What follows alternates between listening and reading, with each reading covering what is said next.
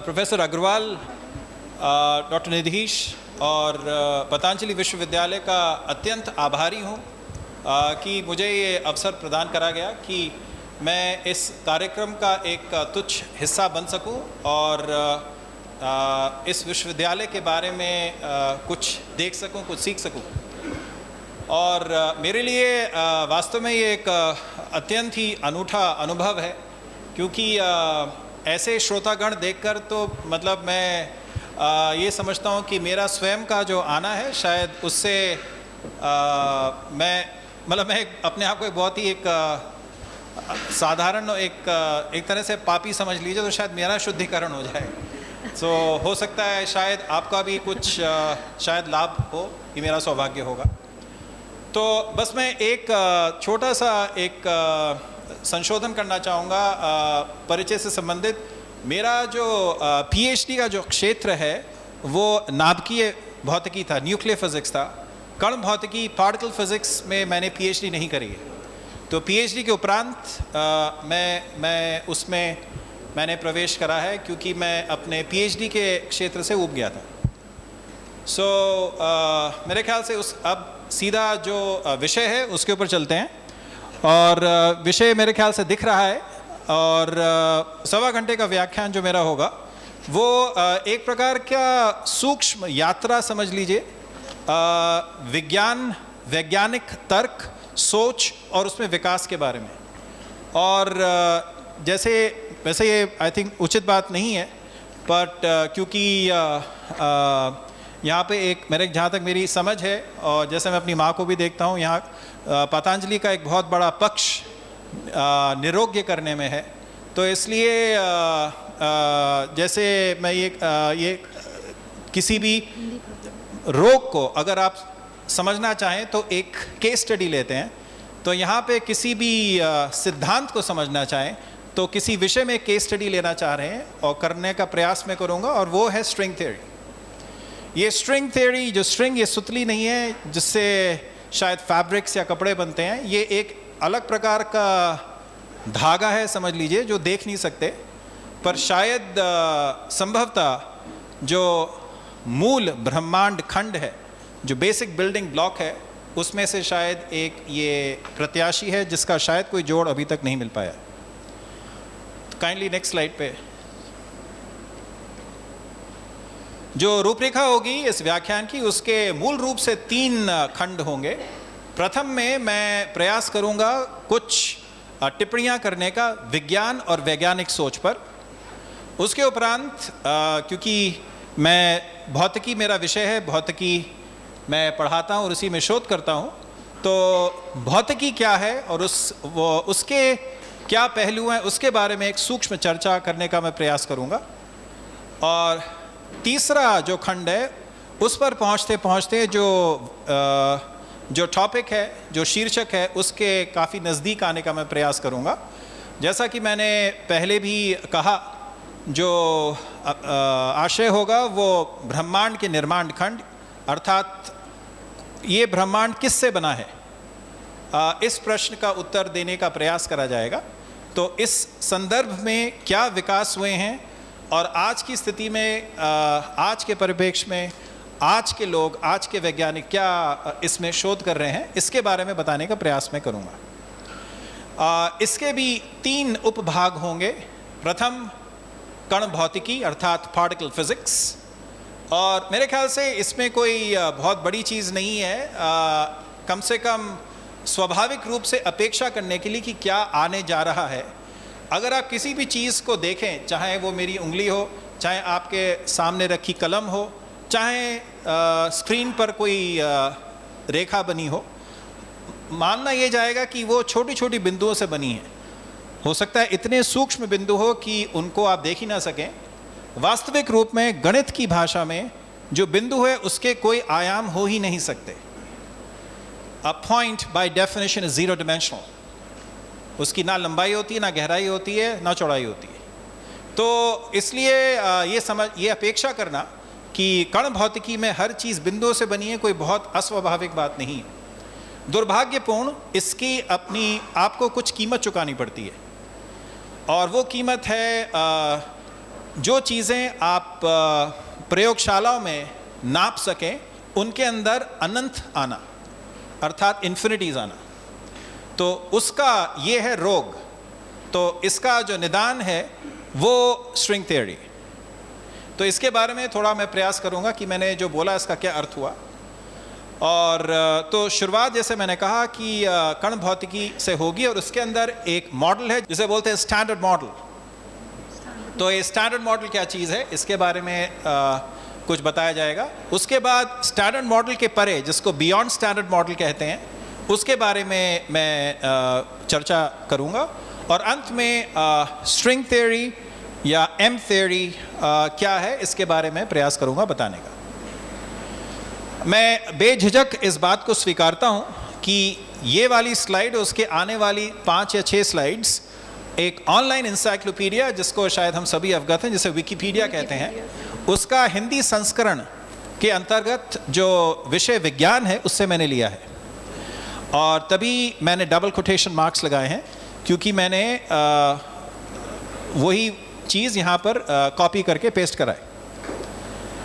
पर मुझे ये जो जिसने भी लिखा है या जिन्होंने भी लिखा है, मुझे बहुत सही लगा, इसलिए मैं इसी को बोलना चाहूँगा। और मैं पढ़ देता हूँ, हालांकि लिखा तो है कि विज्ञान वो व्यवस्थित ज्ञान या विद्या है जो विचार, अवलोकन, अध्ययन और प्रयोग से मिलती है, जो किसी अध्ययन के विषय की प्रकृति या सिद्धांतों को जानने के लिए किए जाते हैं। विज्ञान शब्द का प्रयोग ज्ञान की ऐसी शाखा के लिए भी करते हैं जो तथ्य, सिद्धांत और तरीकों को प्रयोग और परिकल्पना से स्थापित और व्यवस्थित करती है। विज्ञान में वी का कुछ लोग अर्थ मानते हैं विकास, कुछ कहते हैं विशेष। तो इस संदर्भ में शायद ये है कि विकास, विज्ञान का अर्थ इस प्रकार से हुआ विकास करना, और विज्ञान का अर्थ हुआ विकास करने वाला ज्ञान या विशेष ज्ञान। ये मात्र एक तालिका है ये बताने के लिए कि जो विज्ञान है उसके अंदर कितनी शाखाएं हैं। ना मैं इस योग्य हूँ, ना मैं अपेक्षा करता हूँ कि आप ये सारी उपशाखाओं के नाम पढ़ें अथवा समझें, पर ये मात्र दर्शाना चाह रहा था। अगली स्लाइड डॉक्टर निधीश। हाँ, तो ये विभिन्न जो शाखाएं, उपशाखाएं हैं, उनके नाम हैं।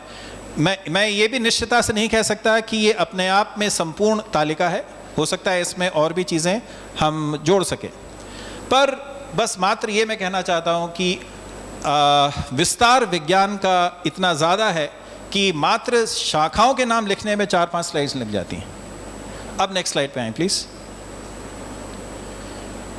माना जाता है कि वैज्ञानिक अध्ययन के केंद्रीय प्रश्न ये 3 हैं। पहला निश्चित, विज्ञान किसको कहते हैं, स्वाभाविक प्रश्न है।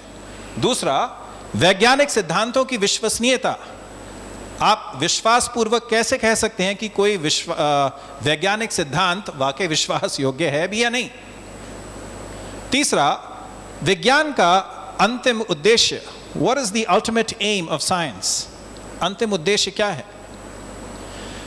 भविष्य की घटनाओं के बारे में भविष्यवाणी अर्थात प्रेडिक्शंस करना, प्रदान करने के अतिरिक्त जो घटनाएं नियमित रूप से होती हैं, चाहे सूर्य के चारों तरफ प्लैनेट्स का घूमना या पृथ्वी के चारों तरफ चंद्रमा का घूमना इत्यादि, उनको समझाना, या पहले ही हो चुके वैज्ञानिक सिद्धांत, उनकी भी स्पष्टीकरण प्रदान करने में सक्षम होने चाहिए, जो नियमित रूप से होते हों, जैसे मैंने कहा जो नियमित रूप से होते हैं या पहले हो चुके हों।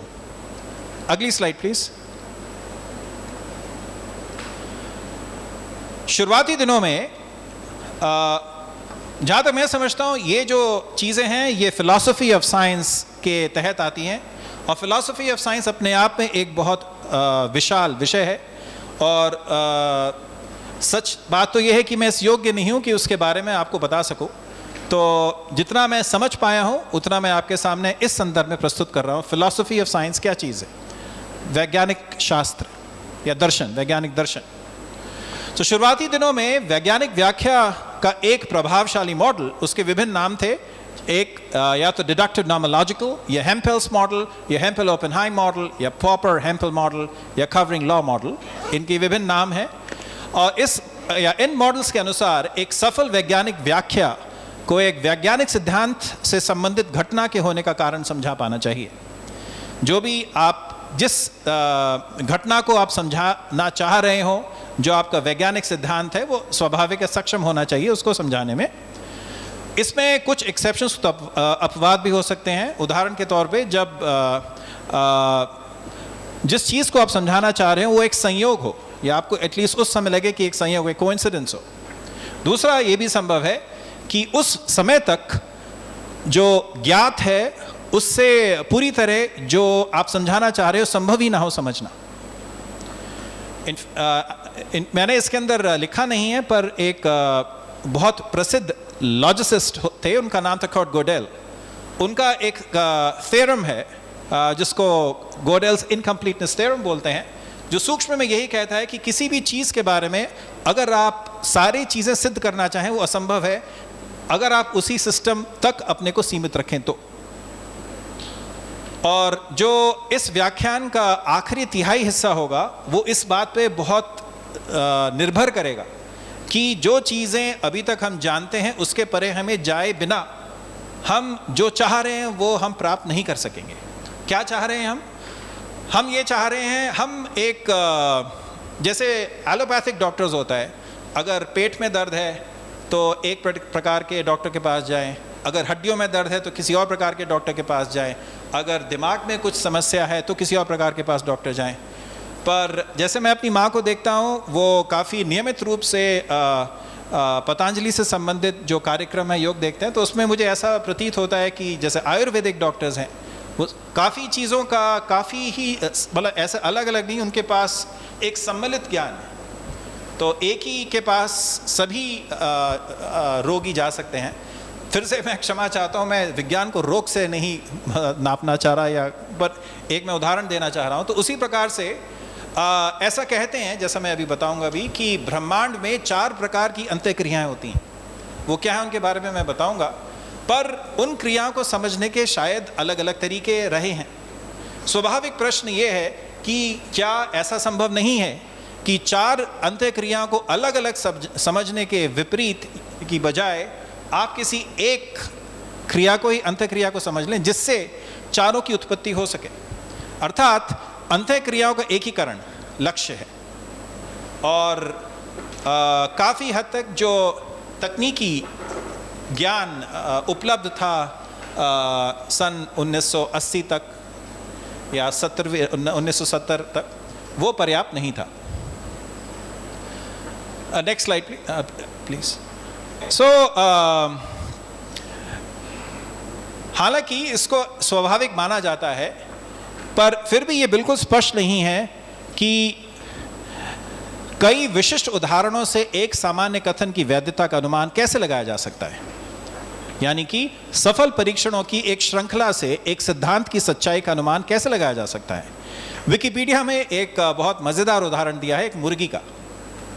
उदाहरण सिंपल सा ये है कि एक मुर्गी की दृष्टिकोण से ऐसा उसे लग सकता है कि एक किसान हर दिन हर सुबह उसे दाना देता है, उसे खाना खिलाता है, उसे आहार देता है।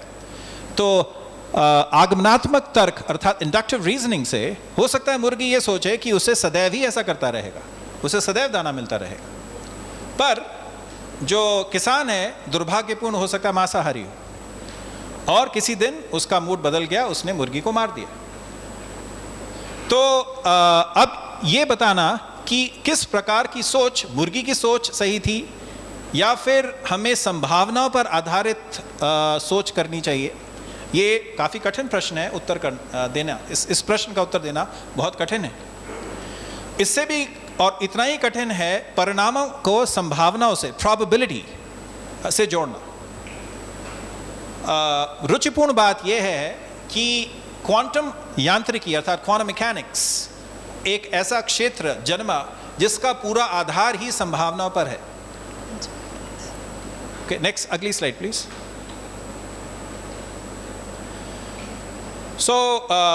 कुछ लोगों का तर्क है कि वैज्ञानिक जो करते हैं वो, जैसे मैंने कहा, आगमनात्मक तर्क अर्थात इंडक्टिव रीजनिंग पर आधारित है। कुछ कहते नहीं, ऐसा नहीं है, बल्कि अपहरणात्मक तर्क अर्थात एब्डक्टिव रीजनिंग पर आधारित है। संक्षिप्त में एब्डक्टिव रीजनिंग का अर्थ है सर्वोत्तम स्पष्टीकरण का अनुमान, यानी कि inference to the best explanation.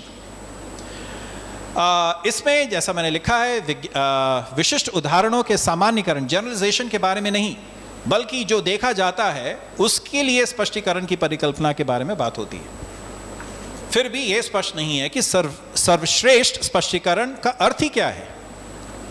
संभवतः हमारे पाठ्यक्रम में कहीं पर हमने इस के बारे में पढ़ा हो जिसको बोलते हैं ऑकम्स रेजर या प्रिंसिपल ऑफ पार्सिमोनी।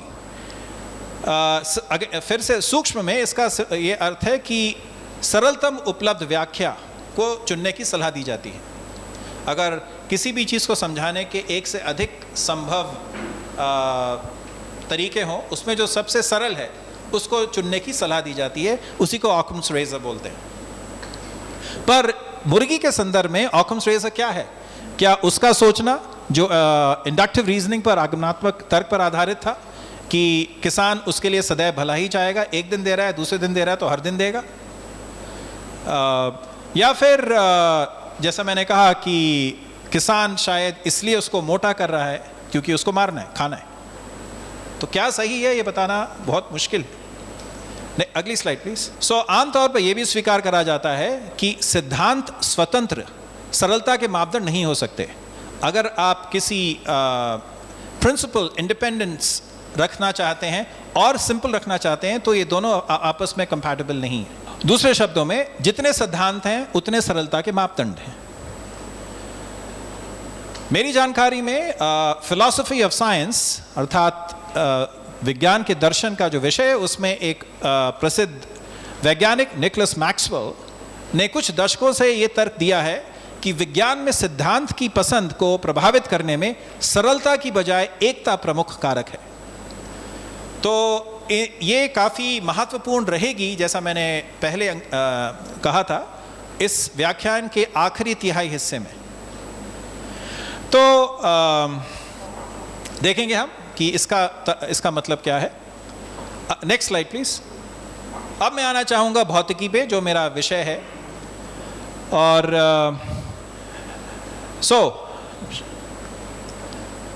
शुरुआत करते हैं।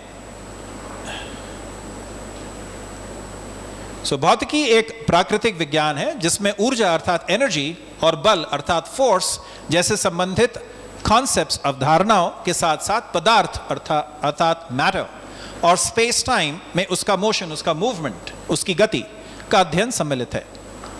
अधिक व्यापक रूप से ये प्रकृति का सामान्य विश्लेषण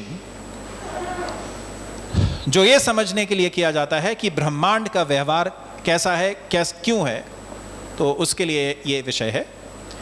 पिछले 2 सहस्त्राब्दियों में भौतिकी जो की वजह से और विषयों में जैसे कि रसायन विज्ञान, गणित की कुछ शाखाएं और जीव विज्ञान जैसे के साथ साथ प्राकृतिक दर्शन के ये भौतिकी एक हिस्सा बनता जा रहा है और बना है।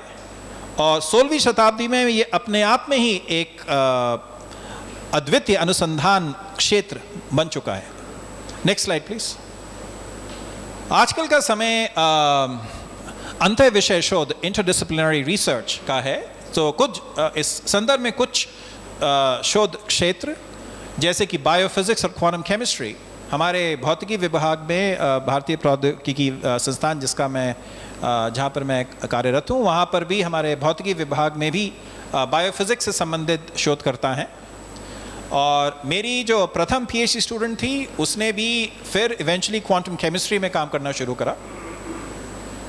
और इस वजह से, और मेरे ख्याल से ये केवल भौतिकी तक सीमित नहीं है, आजकल के संदर्भ में सीमाओं को निर्धारित करना बहुत कठिन है और मेरे ख्याल से शायद अनावश्यक भी। भौतिकी में कई नए विचार प्राय गणित और दर्शन में नए शोध क्षेत्र खोलते हैं और अन्य विज्ञानों में मूलभूत सिद्धांतों की व्याख्या भी करते हैं। नेक्स्ट, अगली स्लाइड प्लीज। भौतिकी के अंदर कुछ प्रकार के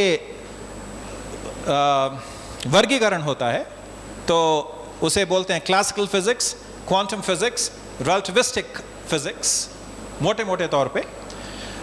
अगर आप क्लासिकल फिजिक्स अर्थात शास्त्रीय भौतिकी के बारे में बात कर रहे हैं तो उनके नियम उन सिस्टम्स के लिए सटीक वर्णन करते हैं जिनकी जो फंडामेंटल लेंथ स्केल है, महत्वपूर्ण लंबाई का पैमाना, जो परमाणु पैमाना है, जो एटॉमिक लेंथ स्केल है, उससे अधिक हो और उनकी गति प्रकाश की गति से बहुत धीमी हो।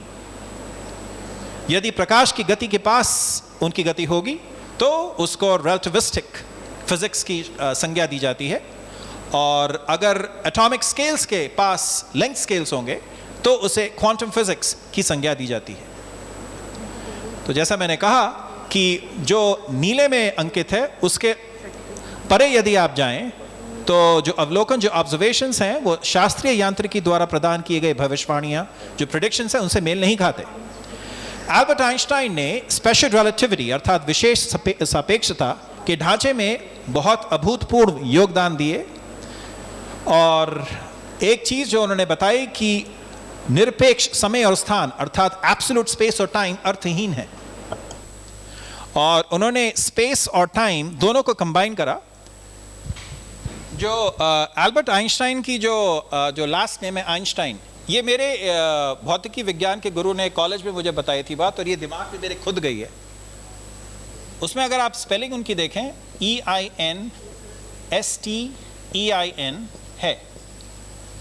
इसके आप 3 खंड दिमाग में बनाएं, EIN, ST और EIN। जो जर्मन भाषा है जिसको डॉइच बोलते हैं, उसमें एक को आइन बोलते हैं,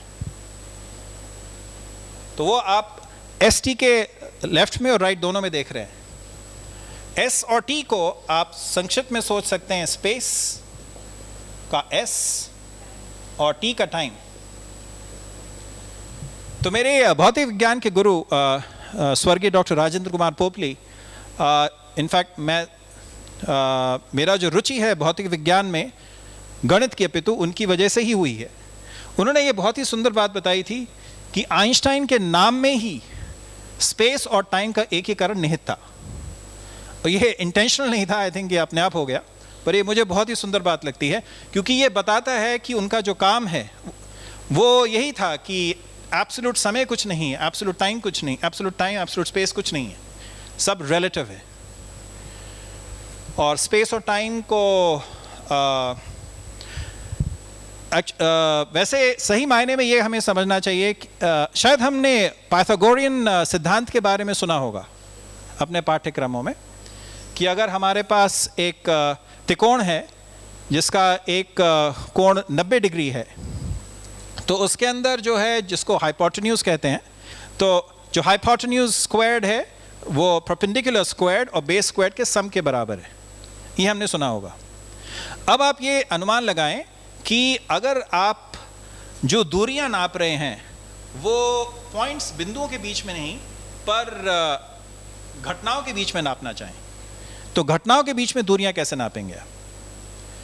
यानी कि पाइथागोरियन सिद्धांत को अगर आप जनरलाइज करना चाहें घटनाओं के बीच दूरियों को नापने के लिए, तो उसमें आप पाएंगे आपको एक संशोधन करना पड़ेगा, जहां पर आप पाइथागोरियन सिद्धांत के अनुसार स्क्वायर्स को ऐड करते हैं, बेस स्क्वायर्ड को और हाइट स्क्वायर्ड को ऐड करते हैं। उसमें से ऐड की बजाय आपको सब्ट्रैक्ट करना पड़ेगा, या तो बेस स्क्वायर्ड को हाइट स्क्वायर्ड से सब्ट्रैक्ट करना पड़ेगा, या हाइट स्क्वायर्ड को बेस स्क्वायर्ड से सब्ट्रैक्ट करना पड़ेगा। और कमाल की बात यह है कि अगर आप ये करते हैं तो आप घटनाओं के बीच में दूरियां निकाल सकते हैं। ये आइंस्टाइन ने हमें समझाया। अगर आपसे कोई कहे कि आप कोई ऐसी संख्या बता सकते हैं जिसको अगर उसी से गुणा करे तो हमारे पास जो रिजल्ट आए वो नेगेटिव हो, यानी 0 से कम हो, तो आप शायद सोच में पड़ जाएंगे। पर हम में से शायद कुछ ने पाठ्यक्रम में कॉम्प्लेक्स नंबर्स के बारे में सुना होगा। उसका एक परिभाषा का छोटा सा स्वरूप यही है कि जब आप उसे अपने से गुणा करते हैं तो आपके पास जो उत्तर है वो 0 से कम आ सकता है। इसी चीज़ को आप प्रयोग करके ये बता सकते हैं कि अगर आप घटनाओं के बीच दूरियों से बिंदुओं के बीच दूरी तक जाना चाहते हैं, आपको रियल टाइम जो वास्तविक समय है उसे इमेजिनरी समय में परिवर्तित करना पड़ेगा, तो आप कर सकते हैं। खैर, वापस इन स्लाइड्स पे आते हैं। सूक्ष्म की दुनिया में, अर्थात अब हमारा जो लेंथ स्केल है, जो लंबाई का पैमाना है, वो परमाणु और उप परमाणु फिनोमेना से संबंधित होगा। और ये पाया गया कि वहाँ की घटनाओं को संतोषजनक रूप से उनका विवरण करने के लिए एक नई प्रकार की यांत्रिकी, जिसे क्वांटम यांत्रिकी अर्थात क्वांटम मैकेनिक्स कहते हैं, उसका जन्म हुआ। तो उसमें मुख्य रूप से मैक्स प्लैंक, अर्विन श्रोडिंगर, इत्यादि ने काफ़ी महत्वपूर्ण भूमिका निभाई।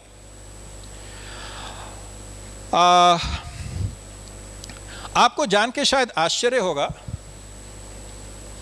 कि ये जो ग्लास है, अगर मैं आपसे कहूं आपके अनुसार इसकी जो सतह है ये फ्लैट है या कर्व्ड है, घुमावदार है या फ्लैट है, तो शायद आप इसे घुमावदार ही कहेंगे। तो ये आश्चर्य की बात नहीं है कि आप ऐसा कहेंगे। आश्चर्य की बात यह कि उत्तर गलत है। किस संदर्भ में, किस वजह से ये कहना कि ये जो सतह है ये फ्लैट है, ये अपने आप में एक विषय है और उसको बोलते हैं रीमानियन ज्योमेट्री।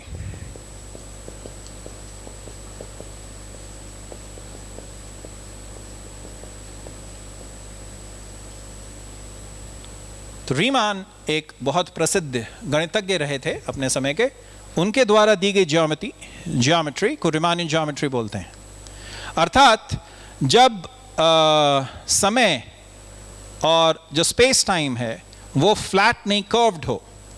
इसका मतलब क्या है ये भी उन्होंने समझाया, या उनकी ज्योमेट्री से हम समझ सकते हैं। पर मोटे तौर पे ये है कि जब हमारे पास बहुत ही कोई ऐसी वस्तु है जिसका जो द्रव्यमान इतना अधिक है कि उसका गुरुत्वाकर्षण इतना स्ट्रांग है कि हम उसको नज़रअंदाज नहीं कर सकते, तो उसके चारों तरफ का जो स्पेस टाइम है वो कर्व्ड हो जाता है। तो ये मोटे मोटे तौर पे मैं बताना चाह रहा था। तो कर्व्ड स्पेस टाइम के बारे में जो विश्लेषण, जो शोध, जो पठन, वो एल्बर्ट आइंस्टाइन की सामान्य सापेक्षता अर्थात जनरल रिलेटिविटी से हुआ।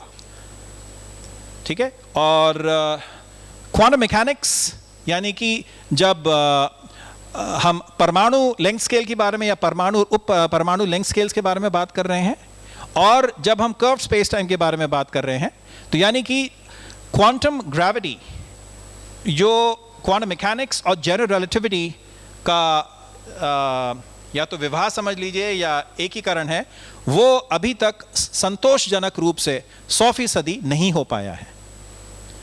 और ऐसा ही माना जाता है कि इस प्रयास में दो प्रमुख प्रत्याशी हैं। एक जिसके बारे में मैं कुछ विवरण करूंगा, जैसे मैंने कहा इस व्याख्यान के अंतिम तिहाई हिस्से में, जिसको स्ट्रिंग थ्योरी बोलते हैं, और दूसरा है loop quantum gravity. Loop quantum gravity के बारे में मैं कुछ नहीं कहूँगा क्योंकि मुख्यतः मेरी उसके बारे में जानकारी अति सीमित है। पर इस बात ये अवश्य कहना चाहूँगा कि ये बहुत हर्ष की बात है कि लूप क्वांटम ग्रेविटी में सबसे प्रमुख भूमिका एक भारतीय ओरिजिन के वैज्ञानिक की रही है। उनका नाम है प्रोफेसर अभय अश्तेकर, और वो पेन स्टेट यूनिवर्सिटी अमेरिका में कार्यरत हैं। उसी प्रकार से स्ट्रिंग थ्योरी में भी हमें जान के बहुत हर्ष होगा कि एक भारतीय वैज्ञानिक प्रोफेसर अशोक सेन, जो अब international centre for theoretical sciences Bengaluru में शिफ्ट हो गए हैं, पहले हरीश चंद्र इंस्टीट्यूट में थे, उनका भी अभूतपूर्व योगदान रहा है। योगदान के बारे में दुर्भाग्यपूर्ण मुझे पैसे का जिक्र करना पड़ेगा, पर उससे कुछ हद तक आपको समझ में आएगा कि योगदान का महत्व क्या है प्रोफेसर अशोक सेन का। तो 2012 से एक अवार्ड्स की श्रृंखला शुरू करी गई थी जिसे breakthrough prize in fundamental physics कहा जाता है। और उसमें जो पहली बार जो जिन वैज्ञानिकों का चयन हुआ था वो 9 थी उनकी संख्या, और उसमें से एक वैज्ञानिक को $3 मिलियन दिए गए थे। तो उनमें से एक प्रोफेसर अशोक सेन थे। Next slide please. अब मैं वैज्ञानिक सोच एवं विकास का सिद्धांतिक भौतिकी, क्योंकि मैं एक थ्योरेटिकल फिजिसिस्ट हूँ, मैं अपने शोध क्षेत्र में एक महत्वपूर्ण उदाहरण उसके बारे में दूंगा। और जैसे मैं कई बार कह चुका हूँ, जो संदर्भ है वो होगी कण भौतिकी और अंतःक्रियाओं का एकीकरण। शुरुआत करते हैं एलिमेंट्री पार्टिकल फिजिक्स के एक सूक्ष्म इतिहास से। जब किसी चीज़ को हम एक मौलिक कण की संज्ञा देते हैं, एलिमेंट्री पार्टिकल की संज्ञा देते हैं, उसके नाम में ही निहित है कि उसके अंदर कोई उप परमाणु कण नहीं हो सकते, तभी उसे एलिमेंट्री कहते हैं। तो वर्तमान में दो प्रकार के कण पाए जाते हैं। एक को बोलते हैं फर्मियंस, जो कि इटालियन फिजिसिस्ट एनरिको फर्मी के नाम पर नाम रखा गया है फर्मियान्स। जिस अभी हम इस बारे में थोड़ा बहुत चर्चा करेंगे, जैसा मैंने कहा था शुरुआत में स्टैंडर्ड मॉडल के बारे में। तो उसके अंतर्गत हम देखेंगे कि क्वार्क्स और एंटी क्वार्क्स, लेप्टॉन्स और एंटी लेप्टॉन्स नाम के फर्मियान्स होते हैं, मौलिक फर्मियान्स होते हैं। और दूसरे प्रकार के कण होते हैं, उन्हें बोलते हैं बोसॉन्स, जो हमारे प्रसिद्ध भारतीय वैज्ञानिक एस.एन. बोस के नाम पर आधारित हैं। अर्थात ब्रह्मांड में आधे कण एक भारतीय वैज्ञानिक के नाम पर हैं, बाकी आधे कण एक इटालियन वैज्ञानिक के नाम पर हैं, फर्मियान्स एंड बोसॉन्स। और बोसॉन्स के अंदर ही शायद हमने 2012 में मेरे ख्याल से संसार का कोई ऐसा कोना नहीं होगा जहाँ पे ये बात अखबारों में, न्यूज़ मीडिया में, विभिन्न माध्यमों से हमें बताई ना गई हो कि एक नए प्रकार के कण, एक नया प्रकार का कण देखा गया जिसको बोला गया था हिग्स बोसॉन।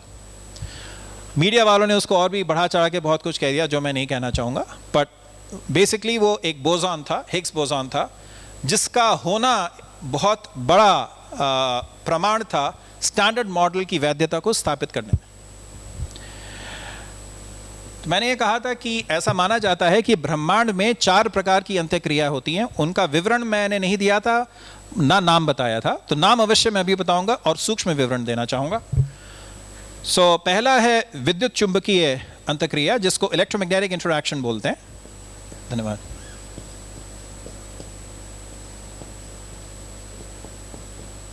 और इस बारे में मेरे ख्याल से साधारण रूप से हम सब अवगत हैं, क्योंकि हमने कहीं ना कहीं पॉजिटिव चार्ज, नेगेटिव चार्ज इत्यादि के बारे में सुना होगा कि भाई पॉजिटिव के बीच में, नेगेटिव के बीच में कूलम सिद्धांत के बारे में शायद हमने सुना हो। तो उसमें विकर्षण होता है, अगर समभारी हैं तो विकर्षण होगा, अगर विपरीत भारी हैं तो उसमें आकर्षण होगा, पॉजिटिव नेगेटिव पॉजिटिव। तो ये सब विद्युत चुंबकीय या इलेक्ट्रोमैग्नेटिक इंटरैक्शन के अंतर्गत आता है। दूसरा है वीक इंटरैक्शन। इसको शायद हिंदी में कोई उपयुक्त नाम मेरे हिसाब से नहीं है। कमज़ोर बल कहना मुझे ऐसा लगता है मैं पॉलिटिकल पार्टी के बारे में बात कर रहा हूँ, पर ये इसलिए मैं इसको केवल वीक कहूँगा। और हमने शायद जो नाभिकीय शास्त्र, न्यूक्लियर फिजिक्स में शायद न्यूक्लियस के बारे में सुना होगा कि जो परमाणु एटम है उसके गर्भ में एक न्यूक्लियस होता है। तो उसके अंदर भी जो है कुछ कण होते हैं जिनको प्रोटॉन्स और न्यूट्रॉन्स कहते हैं। और ऐसा माना जाता है कि इलेक्ट्रॉन्स उनके चार्ज को बैलेंस करने के लिए उनके चारों तरफ घूमते हैं। तो ये एक वैज्ञानिक थे नील्स बोर, उनका ये मानना था कि इस प्रकार का एक परमाणु का एक मॉडल होता है। तो जो प्रोटॉन्स और न्यूट्रॉन्स हैं उसमें यह भी संभावना है कि जो न्यूट्रॉन है वो परिवर्तित होकर प्रोटॉन बन जाए। इस प्रक्रिया में वो एक और कण को एमिट करता है जिसको इलेक्ट्रॉन बोलते हैं, और इसको बेटा पार्टिकल भी बोलते हैं। इस प्रक्रिया को बेटा डीके भी बोलते हैं। और एक और कण होता है जिसको मैं बस लिख रहा हूं, उसके बारे में मैं चर्चा नहीं करूंगा, एंटी न्यूट्रिनो। उसको मैं मेंशन करूंगा बट अधिक इसके बारे में विवरण नहीं करूंगा। तो इस क्षय क्रिया में, डीके प्रोसेस में जो अंत्यक्रिया लागू होती है उसे वीक इंटरैक्शन बोलते हैं।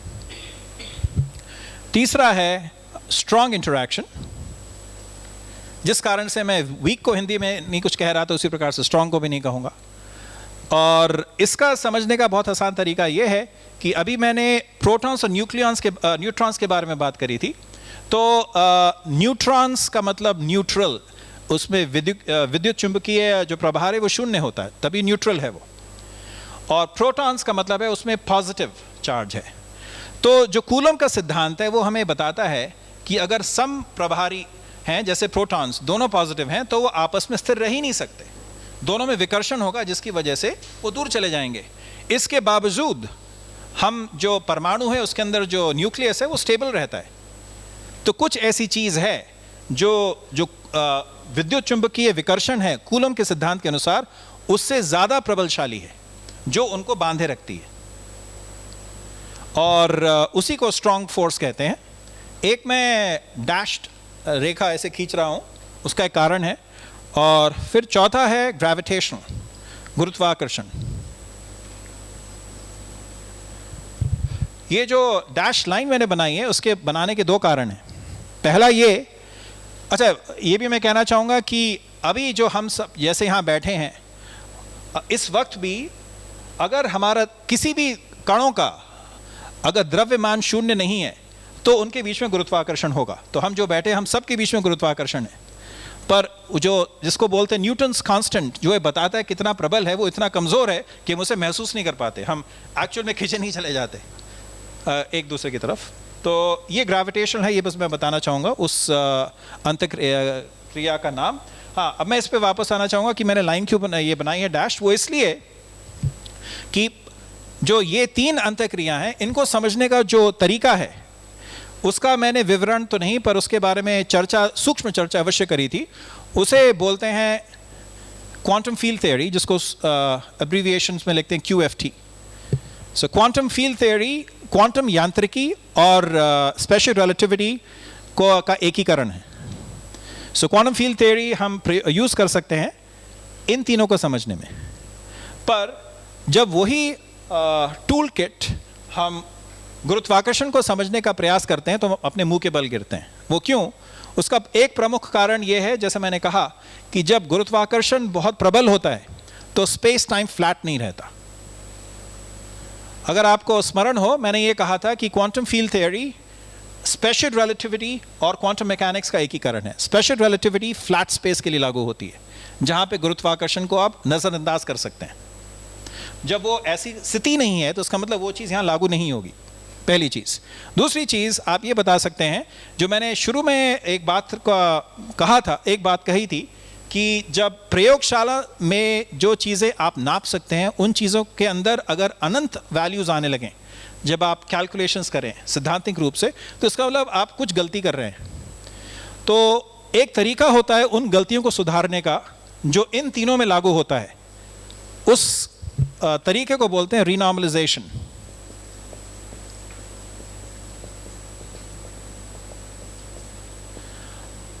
ये दिखाया जा सकता है कि ये प्रक्रिया यहां पर आप नहीं लागू कर सकते, ठीक है। तो इसलिए एक बहुत बड़ा प्रश्न रहा है कि इन चारों अंतःक्रियाओं का एकीकरण संभव भी है या नहीं। याद होगा, आपको स्मरण होगा, मैंने कहा था कि एक जगह पर जाके कि कभी कभी ऐसा हो सकता है कि जो आप प्रयास कर रहे हैं समझाना, उस समय तक की जो उपलब्ध ज्ञात जो ज्ञान है वो अपने आप में अपर्याप्त हो। ये वैसी स्थिति थी, लोगों को पता नहीं था कि ये कैसे इसमें सम्मिलित करा जाए, इन तीनों को इसमें कैसे सम्मिलित करा जाए, ठीक है। तो इसलिए मैं इस टेबल के बारे में, ये एक तालिका है जो एक बार फिर से मैंने जो उसका रेफरेंस दिया वो विकिपीडिया से लिया है। जो स्टैंडर्ड मॉडल के बारे में मैंने बात कही थी, ये स्टैंडर्ड मॉडल की तालिका है। उसमें बताते हैं कि उसके अंदर क्या क्या, उसके बिल्डिंग ब्लॉक्स क्या हैं। तो मुख्य रूप से इसके अंदर दो प्रकार के बिल्डिंग ब्लॉक्स हैं, एक फर्मियंस और एक बोसॉन्स। इसके बारे में मैंने सूक्ष्म विवरण करा था, और उनकी प्रजातियां क्या हैं उनके बारे में एक तालिका दी हुई है। और सबसे नीचे हिग्स बोसॉन के बारे में मेंशन है, और वो सर्वाधिक महत्वपूर्ण भूमिका निभाता है इस कारण से क्योंकि यदि हिग्स बोसॉन ना पाया गया होता 2012 में, लार्ज हैड्रॉन कोलाइडर CERN, जिसका अधिकांश हिस्सा जिनीवा स्विट्जरलैंड में है और एक छोटा सा हिस्सा फ्रांस के छोटे से गांव सेंट जेनी पोली में है, तो पूरा का पूरा स्टैंडर्ड मॉडल ढेर हो सकता था। ये इतना महत्वपूर्ण है। इनफैक्ट हम सब का जो भार है, अगर हिग्स नहीं होता तो शायद हम भार क्यों है ये समझा नहीं पाते। हाँ, एक चीज़ मैं कहना चाहूँगा, ये भी थोड़ा जो हम अपेक्षा करते हैं उससे थोड़ा सा अलग से है कि प्रोटॉन्स और न्यूट्रॉन्स के जो बिल्डिंग ब्लॉक्स हैं, ऐसा माना गया था उन्हें क्वार्क्स कहते हैं। अर्थात प्रोटॉन्स और न्यूट्रॉन्स अपने आप में फंडामेंटल नहीं है। तो ये माना गया, कुछ लोगों ने ऐसा कहा, जैसे मोरे गेलमान जो कैलटेक में थे, कि वो स्वयं जो हैं क्वार्क से बने हैं। और मज़ेदार चीज़ ये है कि नॉर्मली हम ये सोचते हैं कि जैसे इलेक्ट्रॉन है उसका कुछ चार्ज है जिसको हम छोटे ई से लिखते हैं नॉर्मली, तो साइन के साथ वो नेगेटिव है। प्रोटॉन का उसी प्रकार से वही चार्ज है पर प्लस है। पर इन ये जो क्वार्क्स और एंटी क्वार्क्स हैं, उनका जो विद्युत आवेश है, जो इलेक्ट्रिक चार्ज है, वो इंटीग्रल नहीं, फ्रैक्शनल है, भिन्नात्मक है। तो फ्रैक्शनल चार्ज होने के बावजूद उनसे जो संयुक्त एक कण बनता है जिसको प्रोटॉन या न्यूट्रॉन कहते हैं, उनका आभार जो है वो इंटीग्रल है। ये काफ़ी इंपॉर्टेंट चीज़ है। ये एक थोड़ा सा विवरण है कि उनकी प्रयोगशाला में कैसे पाए गए क्वार्क्स। तो एक चीज़ है जिसको अकुशल प्रकीर्णन, डीप इनलास्टिक स्कैटरिंग बोलते हैं, उसका बारे में मेंशन है। आगे नेक्स्ट स्लाइड प्लीज़। उसी प्रकार से इलेक्ट्रॉन्स के बारे में याद रखिए, मैंने कहा था कि स्टैंडर्ड मॉडल के अंतर्गत आपके जो फर्मियंस है वो दो प्रकार के फर्मियंस हैं, क्वार्क्स एंड लेप्टॉन्स। अभी मैंने क्वार्क्स के बारे में थोड़ी शीघ्रता से, लेप्टॉन्स के बारे में थोड़ी और भी शीघ्रता से मैं कह रहा हूँ, तो उसके बारे में विवरण है। यहाँ पे जो मैंने वीक इंटरैक्शन के बारे में, एंटी न्यूट्रिनोज के बारे में कहा था, उसका जो है वो वहाँ पर आ रहा है। न्यूट्रिनोज वहाँ लिखा है एंटी न्यूट्रिनो। ये भी बता रहा है कि प्रजातियां जो हैं लेप्टॉन्स की, उनका कब कब किन्होंने उनको कहाँ कहाँ पाया। ये एक बहुत इम्पॉर्टेंट कॉन्सेप्ट है। एक श्रीमान थे, उनका नाम था रिचर्ड फाइनमैन।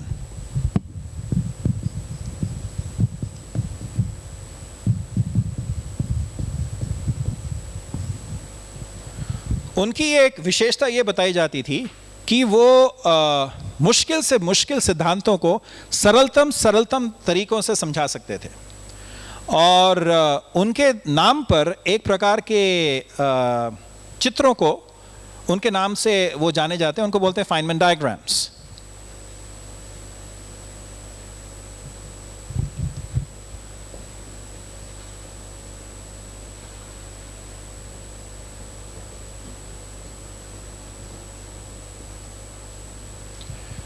जैसे मैं ये कहता आ रहा हूँ कि कहा था कि जैसे अगर इलेक्ट्रॉन्स हैं, क्योंकि उनका विद्युत प्रभार समान है तो उनके बीच में विकर्षण होता है। प्रोटॉन और इलेक्ट्रॉन के विद्युत प्रभार समान नहीं है तो उनके बीच में आकर्षण होता है। इसको दिखाएंगे कैसे, क्यों होता है ऐसा? तो जब क्वांटम यांत्रिकी को विद्युत चुंबकीय भौतिकी से आप उनका एकीकरण करें तो उससे जन्मा क्वांटम इलेक्ट्रोडायनामिक्स। क्वांटम इलेक्ट्रोडायनामिक्स की इजाद से संबंधित 3 लोगों को नोबेल पुरस्कार दिया गया। एक थे रिचर्ड फाइनमैन, एक थे जूलियन श्विंगर, एक थे जापानी वैज्ञानिक टोमनागा। तो संक्षिप्त में जो सैद्धांतिक रूप से जितनी भी विश्लेषण, जो कैलकुलेशंस करी वो जूलियन श्विंगर ने करी, पर वो काफ़ी कॉम्प्लिकेटेड थी। उनको बहुत ही सरलतम तरीके से तस्वीरों के माध्यम से समझाकर बहुत क्विक बनाया रिचर्ड फाइनमैन ने। टोमनागा का योगदान मैं भूल गया, मैं क्षमा चाहता हूँ। तो क्वांटम इलेक्ट्रोडायनामिक्स के अंतर्गत बड़ा स्वाभाविक तस्वीर जो मैं अभी भी आपको बता सकता हूँ कि मान लीजिए कि हम 2 इलेक्ट्रॉन्स के बारे में बात करें, या 2 प्रोटॉन, एक इलेक्ट्रॉन एक प्रोटॉन के बारे में बात करें। ये एक लाइन बता रही है कि एक इलेक्ट्रॉन ऐसे जा रहे हैं, दिशा का कोई महत्व नहीं है यहाँ पे। उसी प्रकार से हम बताते हैं कि एक प्रोटॉन ऐसे जा रहे हैं। तो मान लीजिए हमने एक घड़ी शुरू करी और ये दोनों इलेक्ट्रॉन और प्रोटॉन बहुत दूर है आपस में, तो आपस में कोई बातचीत नहीं कर रहे। तो ये सोच के चलते हैं। वैसे आप कहेंगे यार एक ही इलेक्ट्रॉन कहाँ से लाओगे, वो तो इतने सारे होते हैं, पर मान लीजिए है ऐसा। तो अनंत भूत में ये इलेक्ट्रॉन्स हैं, इन्फिनिट पास्ट, जो आपस में बातचीत नहीं कर रहे। अनंत भविष्य में भी ये एक इलेक्ट्रॉन है, प्रोटॉन है, जो आपस में बात नहीं कर रहे। तो आपके पास एक मशीन है जो बताती है कि हाँ एक प्रोटॉन है, एक इलेक्ट्रॉन है, उसकी क्या क्या खूबियाँ होंगी। खूबियाँ मतलब वो किस गति से चल रहा है, उसका स्पिन क्या है, वो भी एक खूबी होती है, इत्यादि। उसी प्रकार से इनका भी एक मशीन है जो बता सकती है। पर बीच में क्या हो रहा है जब वो बातचीत करते हैं, ये किसी को नहीं पता। ऐसा था, ऐसी स्थिति थी। तो केवल भौतिकी में ही नहीं, काफ़ी जगह ये जो कॉन्सेप्ट है मॉडलिंग का, आपको कोई मॉडल बनाना है जो आपको समझा सके, अगर ये जानकारी आपके पास दी हुई है और ये जानकारी आपके पास लानी है, तो यहाँ से यहाँ तक जाने की क्या सबसे सरलतम संभावना है, जिसको आप जिसका प्रमाण यही चीज़ें हैं जो आप मेजर कर सकते हैं। ठीक है, तो सबसे सरलतम जो संभावना है उसको तस्वीर के रूप में ऐसे दिखा सकते हैं कि थोड़ा सा और दूर बना देता हूं मैं।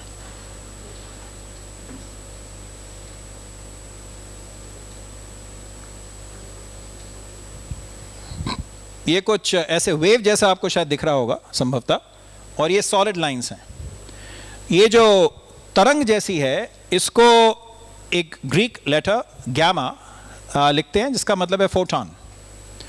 तो कभी कभी ये भी एक कहा जाता है कि जैसे जिस प्रकार से जो बास्केटबॉल का जो खेल है कि एक खिलाड़ी दूसरे खिलाड़ी को गेंद फेंकता है, फिर थोड़े आगे जाके वो वापस किसी उसको भेजते हैं, किसी और को फेंकते हैं, उसी प्रकार से यहाँ पे जो बास्केटबॉल है वो फोटॉन है, अर्थात विद्युत चुंबकीय बास्केटबॉल फोटॉन है। इसी के एक्सचेंज से इलेक्ट्रॉन और प्रोटॉन आपस में आकर्षित होते हैं। इसी के एक्सचेंज से इलेक्ट्रॉन और प्रोटॉन आपस में विकर्षित होते हैं। ये आप समझा सकते हैं। तो जहाँ पे जो मैंने लिखा है गेज बोसॉन्स, सबसे अचंभे की बात यह है, तो गेज बोसॉन्स का मतलब है वो कण जो मीडिएटर्स हों, ये बताएं कि ये जो अंतःक्रिया वो कैसे हो रही है। ठीक है।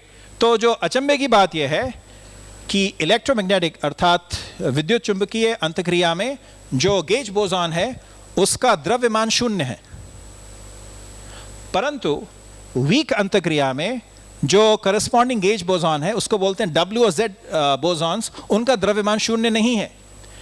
इसके बावजूद दोनों का एकीकरण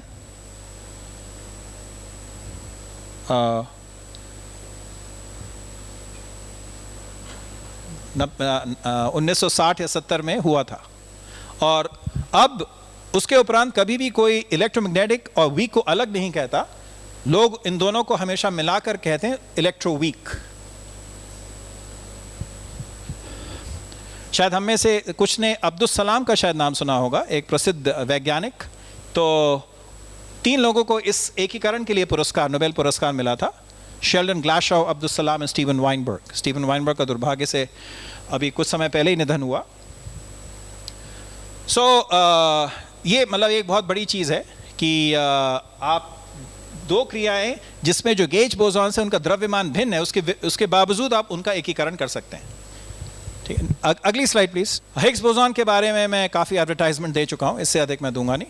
अब स्टैंडर्ड मॉडल वैसे जो है अपने आप में एक आजकल के दृष्टिकोण से काफ़ी सरलतम एक मॉडल है, और वो इतना प्रभावशाली मॉडल है कि इतने सारे परीक्षण हो चुके हैं, कभी भी उसमें कोई त्रुटि आज तक नहीं मिली, सिवाय पिछले 6 महीनों में कुछ अपवाद मिले हैं। पर एक उसके अंदर 1-2 खामियां हैं, और वो ये हैं कि उसके अंदर कुछ ऐसे पैरामीटर्स हैं जिनके मूल्य जो स्टैंडर्ड मॉडल स्वयं आपको नहीं देता, आपको हाथ से डालने हैं या परीक्षणों से सब्स्टिट्यूट करना है। ऐसे करीब 19 पैरामीटर्स हैं। तो अगर कोई वास्तव में कोई फंडामेंटल थ्योरी है तो वो हर चीज़ की वैल्यू उसी थ्योरी से आपको मिलनी चाहिए, उसी थ्योरी से प्राप्त होनी चाहिए, पर ऐसा नहीं है। दूसरी बात, स्टैंडर्ड मॉडल में जैसे मैंने ये जो लाइन बनाई थी, गुरुत्वाकर्षण को सम्मिलित नहीं करा गया है। तो अगर सही मायने में तो स्टैंडर्ड मॉडल में स्ट्रॉन्ग को इलेक्ट्रोवीक से भी यूनिफाई नहीं करा गया था, तो इसलिए पूर्ण रूप से जो एकीकरण है वो नहीं संभव है, और मूल रूप से गुरुत्वाकर्षण उसमें सम्मिलित नहीं है।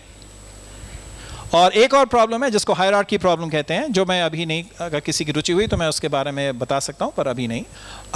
एक समिति, एक सिमेट्री जिसको सुपर सिमेट्री कहते हैं, उसका इजाद काफ़ी साल पहले हुआ। जो अगर आपको स्मरण हो, मैंने कहा था कि ब्रह्मांड में 2 प्रकार के कण माने जाते हैं, फर्मियंस और बोसॉन्स। तो ये सुपर सिमेट्री कहता है कि हर बोसॉन के लिए एक फर्मियन है और हर फर्मियन के लिए एक बोसॉन है। ऐसा नहीं कह रहा कि हर थ्योरी के अंदर ये समिति है, पर जिसमें है उन थ्योरीज को सुपर सिमेट्रिक कहते हैं। सुपर सिमेट्री को संक्षिप्त में सूजी भी बोलते हैं।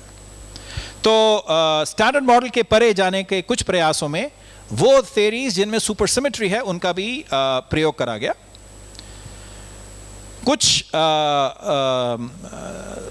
कुछ ऐसे प्रयासों में जो स्पेस और टाइम है उसको स्वयं को ये माना गया कि शायद वो अपने आप में परमाणु है। Next slide please. मैंने कहा था कि स्टैंडर्ड मॉडल में ही इलेक्ट्रोवीक और स्ट्रॉन्ग अंतःक्रियाओं का एकीकरण नहीं है, तो जिन थियरीज में ऐसा करने का प्रयास किया गया तो उन्हें गट्स बोलते हैं, ग्रैंड यूनिफाइड थियरीज, और मैंने एक आध उदाहरण भी दिए हैं नीचे। अगली स्लाइड प्लीज। सो अब मैं आता हूं जो अपने व्याख्यान के अंतिम चरण में, और ये आखिरी एक तिहाई हिस्सा होना था, है या नहीं मुझे नहीं पता समय के अनुसार, और ये है स्ट्रिंग थ्योरी या super string theory, M theory के बारे में एक सूक्ष्म विवरण।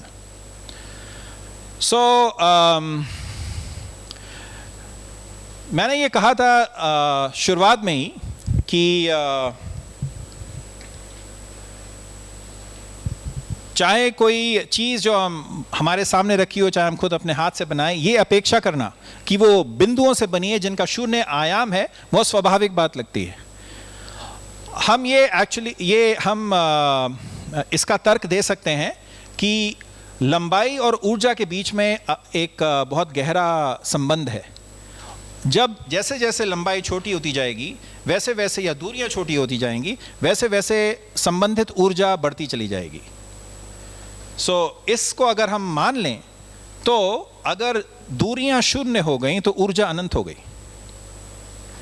तो ये अपने आप में एक समस्या है, क्योंकि जैसा मैं 2 बार पहले भी कह चुका हूं, अब तीसरी बार कह रहा हूं कि जब परीक्षण में जो चीज़ें हम नाप सकते हैं, उन चीज़ों में जब हमारे जो उत्तर हैं, जब हम कागज़ पेंसिल पे या कंप्यूटर से जब कैलकुलेशंस करते अनंत आएँ, तो हम जानते हैं कि स्वाभाविक हम कुछ गलती कर रहे हैं, या फिर जो तरीका हम उन गलतियों को सुधारने का लगा सकते हैं, हम उसको अगर हम प्रयोग में ना ला पाएँ तो हम कुछ गलती कर रहे हैं। जैसा कि ये तरीका इसमें लागू नहीं हो पाया था, तो हम अनंत को नहीं हटा पाए थे।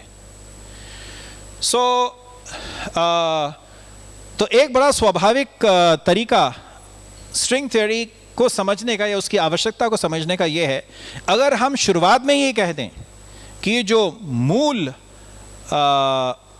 जो इकाई है वो बिंदु नहीं, अपने आप में एक सुतली है, एक स्ट्रिंग है, तो वो जो था कि सबसे छोटा जो बिल्डिंग ब्लॉक है वो अपने आप में बिंदु है, वो अपने आप ही चला गया, क्योंकि आप उस लंबाई से कम जा नहीं सकते। आपकी जो थ्योरी है वो आपको अनुमति नहीं देती कि उस इकाई से, उस लंबाई की इकाई से आप कम कुछ भी मेजर कर सकें। तो इसका मतलब है कि आप कभी भी जो दूरियां हैं वो शून्य होंगी नहीं, इसका मतलब है कभी भी जो ऊर्जा वो अनंत होगी नहीं। तो इसलिए जो इन्फिनिटीज आपके उत्तरों में आ रहे थे, जिसकी वजह से आप परेशान थे, वो शुरू से ही हट गया। ठीक है। सूक्ष्म में स्ट्रिंग थ्योरी इस बारे में है। Next slide please. इसका अपने आप में एक इतिहास रहा है, और इसकी शुरुआत जो है, एक चीज़ बोलते हैं उसे एस मैट्रिक्स थ्योरी, उससे हुई थी। कुछ वैज्ञानिकों के नाम जो इससे काफ़ी जुड़े हुए थे, उनका नाम मैंने लिखा है, John Archibald wheeler, Werner Heisenberg. Wheeler शायद प्रिंसटन में थे, हाइजेनबर्ग जर्मनी में थे। और ये जो एस मैट्रिक्स है सूक्ष्म में स्कैटरिंग से रिलेटेड, प्रकीर्णन से रिलेटेड, और इसमें ये जो एस मैट्रिक्स की थ्योरी है, धीरे धीरे इसकी जो प्रमुखता है वो कम होती चली गई। जब जैसे मैंने यहाँ पे क्वांटम इलेक्ट्रोडायनामिक्स के बारे में बात करी थी कि विद्युत चुंबकीय अंतःक्रिया का जब एकीकरण क्वांटम यांत्रिकी से करा तो क्यूईडी आया, उसी प्रकार से जब स्ट्रॉन्ग इंटरैक्शन का एकीकरण क्वांटम यांत्रिकी से हुआ तो क्वांटम क्रोमोडायनामिक्स आया। क्रोमो का अर्थ है कलर, पर वो कलर नहीं लाल पीला नीला जो हम देख रहे हैं। पता नहीं क्यों, पर कण भौतिकी वैज्ञानिक माने जाते हैं मज़ेदार नाम देने के लिए।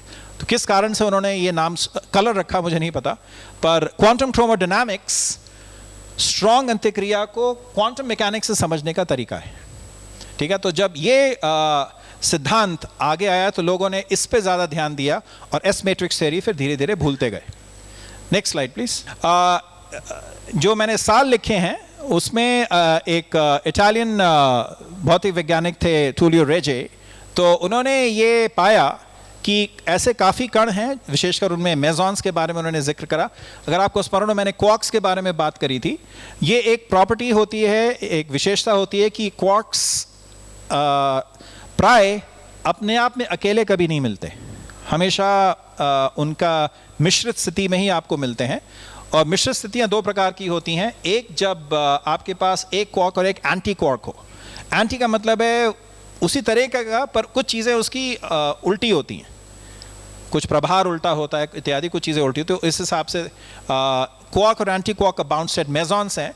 तो मेसॉन्स को ऐसा उन्होंने पाया था कि एक विशेषता होती है, उससे बोलते हैं एंगुलर मोमेंटम। जब कोई चीज़ घूमती है तो उससे संबंधित आप एक एंगुलर मोमेंटम एसोसिएट कर सकते हैं। तो उसका और उसके जो द्रव्यमान है उसके बीच में एक बहुत रुचिपूर्ण एक उन्होंने ग्राफ प्लॉट करा जो सीधा था, एक स्ट्रेट लाइन थी।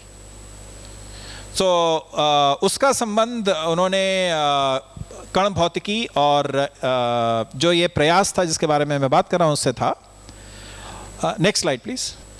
सो फिर ये एक बहुत महत्वपूर्ण चीज़ जो मैंने वर्ष वहाँ पे लिखे हैं उसमें हुआ, जिसको बोलते हैं डुअल रेजोनेंस मॉडल।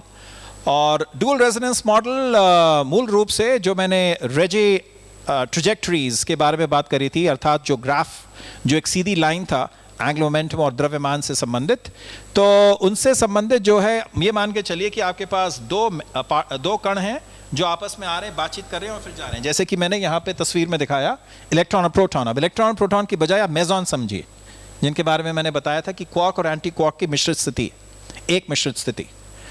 तो ये वेनेजियानो थे, उन्होंने देखा कि एक गणित के अंदर बहुत विशेष प्रकार के एक ऑब्जेक्ट्स होते हैं, उन्हें बोलते हैं फंक्शंस, और एक विशेष प्रकार के फंक्शंस होते हैं, उन्हें बोलते हैं गामा फंक्शंस और बीटा फंक्शंस। उनके ऐसी कुछ प्रॉपर्टीज़ होती हैं जिसका प्रयोग करके उन्होंने ये जो स्कैटरिंग है इस प्रकार का, वो उन्होंने मेसॉन से संबंधित उसको निकाला कि उसका जो उत्तर क्या आएगा, जिसको बोलते हैं स्कैटरिंग एम्पलीट्यूड। और उसको फिर उसका सामान्यकरण, उसका जनरलाइजेशन जो है एन पार्टिकल स्कैटरिंग में कुछ और लोगों ने करा। और फिर ये पता चला, कुछ लोगों ने ये देखा कि जो उनका उत्तर आया है उसको हम कणों की स्कैटरिंग की बजाय स्ट्रिंग्स की स्कैटरिंग के टर्म्स में समझ सकते हैं। ओके, तो वो अपने आप में एक बहुत बड़ी चेतना थी कि पार्टिकल स्कैटरिंग की बजाय आप स्ट्रिंग स्कैटरिंग के बारे में बात कर रहे हैं। और नेक्स्ट स्लाइड प्लीज। तो उसमें ये जो शुरू में नाम 3 लिखे हैं, यूचिरो नाम्बू जो Enrico Fermi institute university Chicago में थे, और हॉलगर बेक नील्सन जो नील्स बोर इंस्टीट्यूट कोपेनहेगन में थे, और लेनर्ड सस्किन जो अभी भी हैं स्टैनफोर्ड में। नील्सन भी हैं, नाम्बू नहीं है। तो उन्होंने, जैसे मैंने कहा, इस वेनेजियानो एम्पलीट्यूड को स्ट्रिंग की स्कैटरिंग के टर्म्स में समझाया। और फिर बाद में जो आधुनिक स्ट्रिंग थ्योरी के जन्मदाताओं में से एक जॉन श्वार्ट्ज और उनके कॉलीग एंड्रू नेवो ने जो है इसमें फर्मियंस के बारे में, जैसे मैंने विवरण करा था, उसको भी सम्मिलित करा। और फिर जो उनका उस समय प्रयास एकीकरण नहीं था, उस समय उनका जो कारण था इस पे काम करने का, वो स्ट्रॉन्ग अंतःक्रिया को समझना था। क्योंकि उस समय तक QCD जो मैंने बात करी थी, क्वांटम क्रोमोडायनामिक्स, वो अच्छी तरह से लोग समझ नहीं पा रहे थे, उस पर काम चल रहा था, डेवलपमेंट्स हो रहे थे। तो ये उसका एक ऑल्टरनेटिव था, ये डुअल रेजोनेंस मॉडल। अगली स्लाइड प्लीज। फिर एक बहुत आश्चर्य हुआ कि जॉन श्वार्ट्ज को समझ में आया कि जो वो डुअल रेजोनेंस मॉडल के बारे में बात कर रहे थे, उसके अंदर जो ये मैंने बात करी थी एक बास्केटबॉल की, जो विद्युत चुंबकीय अंतःक्रियाओं को समझने के लिए आवश्यक है, जो बास्केटबॉल गुरुत्वाकर्षण में, उसका नाम है ग्रेविटॉन। तो फोटॉन, W और Z बोसॉन्स को तो परीक्षणों में देखा गया है, पर ग्रेविटॉन को कभी नहीं देखा गया। तो ये सैद्धांतिक रूप से उन्होंने कहा कि जो गुरुत्वाकर्षण का जिसे बोलते हैं क्वांटम, वो जो उनका मॉडल है वो स्वाभाविक रूप से दे रहा है, अर्थात ग्रेविटी को क्वांटाइज करना संभव है, ये समझ में आया। अपने जो शुरुआत का संस्करण था उसमें मात्र बोसॉन्स थे, फर्मियंस नहीं थे। और उसके साथ साथ एक और समस्या थी, जैसे हम इस कमरे को देखें, इस कमरे की लंबाई भी होगी, औसतन लंबाई, औसतन गहराई, औसतन चौड़ाई, और हम समय में भी जैसे अभी है, आज से 5 मिनट बाद, अब से 5 मिनट बाद कुछ इसकी स्थिति होगी, कुछ मिलती जुलती इत्यादि। 5 घंटे बाद बहुत ही फ़र्क होगा, खाली हो जाएगा। तो इसलिए हम कहते हैं कि जिस संसार में हम रह रहे हैं, जो हम महसूस कर सकते हैं, उसके 3 आयाम हैं दूरियों से संबंधित और एक आयाम है समय का। इसलिए कहते हैं कि हम 3+1 डिमेंशनल स्पेस टाइम में रह रहे हैं, जो हम परसीव कर सकते हैं, जो हम महसूस कर सकते हैं। पर ये जो बोसोनिक स्ट्रिंग थ्योरी है, उन 4 आयामों के अलावा 22 और आयाम उसमें चाहिए थे कंसिस्टेंसी के लिए, नहीं तो कुछ उसमें चीज़ें बिखर जाती, कुछ गड़बड़ हो जाता। इसलिए उसके जो आयामों की संख्या, जो साधारण जो 3+1 जो मैंने अभी जिनका विवरण करा, उससे अधिक थे, 22 अधिक थे। तो यह भी अपने आप में समस्या थी कि उन 26 आयामों से हम 4 जो आयाम हैं जिनको हम महसूस कर सकते हैं, वहां तक कैसे आए। इसके अंदर एक और अस्थिरता का भी एक था बिंदु, वो चीज़ थी, उसको बोलते हैं टैकियंस। तो ये सब मुसीबतें थीं, तो उनका जो है निवारण हुआ 77 में, जिन मैंने श्रीमान के नाम लिखे हैं उनके कार्य की वजह से। और धीरे धीरे स्ट्रिंग थ्योरी से सुपर स्ट्रिंग थ्योरी का इजाद हुआ। याद रखिए, मैंने कहा था सुपर का मतलब है, सुपर मतलब ये कि बहुत ज़बरदस्त है, शायद है भी या नहीं, होता नहीं, पर इस संदर्भ में सुपर का मतलब है कि उसके अंदर एक समिति है जिसको सिमेट्री, जिसको सुपर सिमेट्री कहते हैं, जिसके अनुसार अगर किसी थ्योरी में है तो हर फर्मियन के लिए एक बोसॉन है और हर बोसॉन के लिए एक फर्मियन है। तो ऐसा उन्होंने करा, तो सुपर स्ट्रिंग थ्योरी का इजाद हुआ। तो पहला जो रेवोल्यूशन, जो क्रांति, सुपर स्ट्रिंग क्रांति कही जाती, फर्स्ट सुपर स्ट्रिंग रेवोल्यूशन, वो ऐसा बताया जाता है कि माइकल ग्रीन और जॉन श्वार्ट्ज शायद कैम्ब्रिज में एक बिल्कुल जैसे हम जो एक फिल्मों का एक जो होता है सिचुएशन, उस तरीके का था कि रात का समय था, बारिश हो रही थी और एक ब्लैक बोर्ड के सामने ये दोनों सज्जन जो है बैठे हुए थे, और एकदम से उनके दिमाग में ये कौंधा कि एक चीज़ है जिसकी वजह से जो वो करना चाह रहे हैं उसको लोग स्वीकार नहीं रहे थे, और वो जो चीज़ थी उसका नाम है anomaly cancellation. Anomaly cancellation basically ये चीज़ है। एनॉमली वो एक समिति होती है जो क्लासिकल लेवल पे मौजूद होती है पर क्वांटम मैकेनिकल लेवल पे नहीं रहती।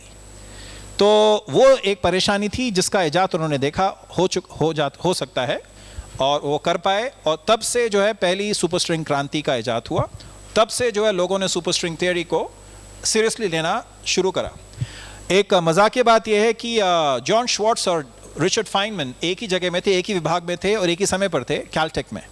तो ऐसा कहते हैं कि जॉन श्वार्ट्ज हमेशा उनके हाथ में कागज़ रहते थे और रिचर्ड फाइनमैन उनका मजाक बनाते रहते थे, ये क्या कागज़ लिए घूमते रहते हो। उसके बाद से शायद मजाक बनाना बंद हुआ। आपको अगर स्मरण हो, मैंने कहा था कि भौतिक विज्ञान के अंदर शोध से कभी कभी अभूतपूर्व योगदान और विषयों में, विशेषकर गणित में होते हैं। ये इसका बहुत बड़ा एक उदाहरण है कि जो चीज़, इनफैक्ट उसका तो नहीं पर एक बहुत रुचिपूर्ण बात का उदाहरण है कि जो चीज़ गणितज्ञों ने बहुत समय पहले प्रयोग में लाए थे। आपको मैंने जैसे कहा था कि जो बोसोनिक स्ट्रिंग थ्योरी है उसमें 26 कुल मिला के आयाम होते हैं, उसी प्रकार से सुपर स्ट्रिंग थ्योरी के अंदर कुल मिला के आयाम 26 नहीं 10 होते हैं। तो इसका मतलब है जो 6 अतिरिक्त आयाम हैं उनसे हम जो 4 आयाम जिनको हम महसूस कर सकते हैं उस पर कैसे आए। तो वो अपने आप में एक अनसॉल्व्ड प्रॉब्लम है अभी भी, पर उसको करने के प्रयास में ये पता लगा कि कुछ गणित के अंदर बहुत विशेष प्रकार की चीज़ें होती हैं जिनको मैनिफोल्ड्स कहते हैं, और 2 गणितज्ञों के नाम पर कुछ विशेष प्रकार के मैनिफोल्ड्स हैं, जिनको एक का नाम है कलाबी जो इस दुनिया में नहीं है, और एक है शिंगटुंग याओ जो हार्वर्ड में प्रोफेसर हैं और चाइना में भी। तो कलाबी ने एक कंजेक्चर दिया था, शिंगटुंग याओ ने उसको प्रूव करा, और गणित में जो नोबेल पुरस्कार का इक्विवेलेंट होता है उसे फील्ड्स मेडल मिलते हैं, उनको मिला। तो उनके मैनिफोल्ड्स का प्रयोग बहुत ज़्यादा, बहुत अधिक स्ट्रिंग थ्योरी में होता है। जो उल्टा है, जो मैं एक्चुअली कहना चाह रहा था कि एक गणित के अंदर एक विषय होते हैं, उसे बोलते हैं नॉट थ्योरी, KNOT, नॉट, गांठें। गांठों को गणित से समझा जा सकता है। तो जो मैंने एक बात करी थी फंडामेंटल ब्रेक थ्रू प्राइज जो प्रोफेसर अशोक सेन को मिला था, तो उसके अंदर जो बाकी 8 हैं उनमें से एक, उनका नाम है प्रोफेसर एडवर्ड विटन। एडवर्ड विटन एकमात्र भौतिक वैज्ञानिक हैं जिनको गणित का नोबेल मिला था, फील्ड्स मेडल, और उनका एक बहुत महत्वपूर्ण योगदान है कि उन्होंने नॉट थ्योरी के अंदर जो गणित का विषय है उसके अंदर एक नई शोध क्रिया को जन्म दिया अपने भौतिक विज्ञान के कार्य से। तो एक चीज़ होती है भौतिक विज्ञान में, उसे बोलते हैं चर्न-साइमन्स थ्योरी। जो मैंने गेज बोसॉन्स के बारे में बात करी थी, तो एक विशेष प्रकार के गेज बोसॉन्स 3 स्पेशल डिमेंशंस में, तो उसकी वजह से नॉट थ्योरी के अंदर काफ़ी शोध हुआ। फिर एक काफ़ी मज़ेदार बात हुई, वो ये, एक तरफ सुपरस्ट्रिंग थ्योरी से इन चारों अंतःक्रियाओं का एकीकरण तो संभव हो पाया, पर जैसे अंग्रेजी में एक फ्रेज कहते हैं एम्बैरसमेंट ऑफ रिचेस, कि वो 1 नहीं 2 नहीं 5 ऐसी थ्योरीज निकल के आई।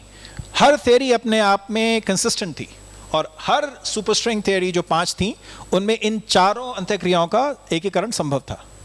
तो फिर प्रश्न ये हुआ, यार फिर फ़ायदा क्या हुआ?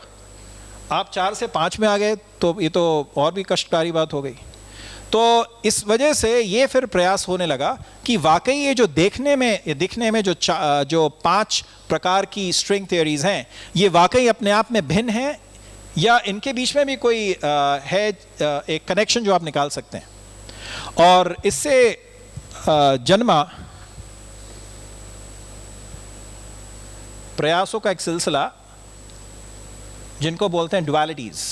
अशोक सेन को जो पुरस्कार मिला था उनके ड्युअलिटीज़ के काम पर की वजह से मिला था।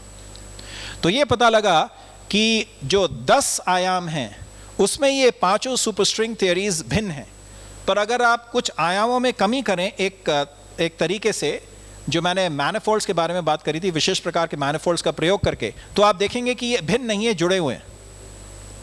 ओके, तो एडवर्ड विटन ने 1995 में, हर साल एक कॉन्फ्रेंस होती है स्ट्रिंग्स, तो यूनिवर्सिटी सदर्न कैलिफोर्निया में 1995 में जो कॉन्फ्रेंस हुई थी, तो उन्होंने सबको हिला के रख दिया जब उन्होंने अपनी टॉक में बताया कि ये 5 थ्योरीज का जन्म एक ऐसी थ्योरी है जो 10 नहीं पर 11 आयामों में रहती है, और उसका नाम दिया गया एम थ्योरी। अभी तक किसी को नहीं पता एम का मतलब क्या है, पर और ये बहुत मज़ेदार बात है, क्योंकि एक दार्शनिक परिप्रेक्ष्य में मुझे बहुत अच्छी बात लगती है कि भले ही हमें किसी चीज़ की पूर्ण परिभाषा नहीं पता है, पर उसका होना, उसकी मौजूदगी का ही पर्याप्त है आगे हमें बढ़ने के लिए।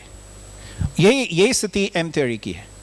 उन्होंने दिखाया कि ये ऐसी थ्योरी एग्जिस्ट करती है, पर वो प्रिसाइजली क्या है वो अभी तक किसी को नहीं पता। हाँ, ये शायद संभवतः आखिरी से एक पहली स्लाइड है जो भी काफ़ी इम्पोर्टेंट है। तो एक स्ट्रिंग वैज्ञानिक थे जोसेफ पोल्चिंस्की, अनफॉर्चुनेटली उनका भी कुछ महीने पहले निधन हुआ। उन्होंने भी जो दूसरी क्रांति थी सुपरस्ट्रिंग थ्योरी में, उसमें बहुत महत्वपूर्ण योगदान दिया।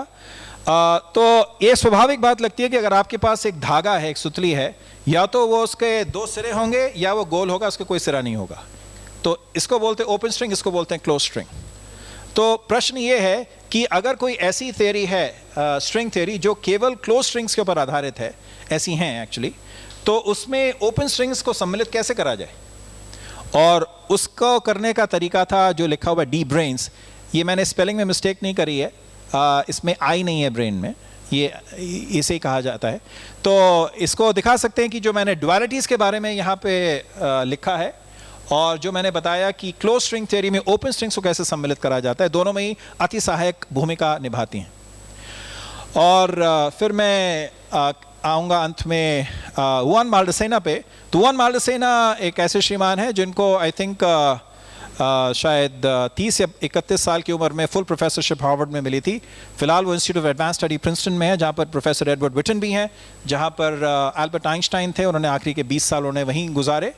तो उन्होंने एक, हालांकि उनको कहानी कभी एक क्रांति के नाम से नहीं कहा जाता है, पर ये एक अभूतपूर्ण विषय का उन्होंने ईजाद करा, जिसमें ये कहा जाता है, उसका मूल रूप ये है कि आप चीज़ें समझना चाहते हो अपने ब्रह्मांड में, जिसके 3 लंबाई चौड़ाई गहराई के आयाम और 1 समय का आयाम है, पर उसे आप समझना चाहोगे एक ऐसी थ्योरी से जिसके 10 आयाम हो। और न केवल ये, कुछ चीज़ें जो हमारी जो ब्रह्मांड है जिसमें हम रहते हैं, जिसको महसूस कर सकते हैं, वो आप समझ ही तभी सकते हो जब आप 10 आयामों में जाओ। 3 या 4 में सीमित रहकर आप समझ ही नहीं पाओगे। और इसने जो है एक ऐसा क्षेत्र, मतलब आप कहते हैं कि कोई ऐसा भौतिक विज्ञान में कोई विषय या उपविषय या शाखा या उपशाखा नहीं बची है जहां पर उनके दिए हुए इस कंजेक्चर का प्रयोग ना होता हो। तो ये मैं बस इतना ही कहूँगा। तो अंत में मैं आप सबका धन्यवाद देता हूँ, और विशेषकर पतंजलि यूनिवर्सिटी का और गूगल ट्रांसलेट का, जिसने मुझे बहुत हेल्प करी। धन्यवाद। Thank you, Professor Alok. You tried to bring your awareness right from macro to micro structural unit of self and universe.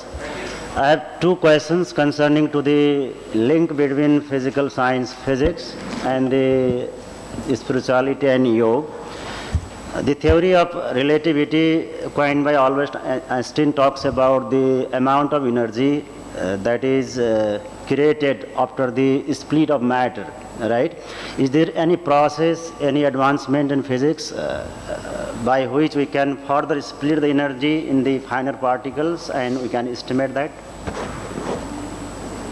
I'm sorry, I couldn't follow the last part. Albert Einstein की जो theory है वो पदार्थों को तोड़ने पे energy बनती है, वो कितनी बनती है इसके बारे में हमें बताता है।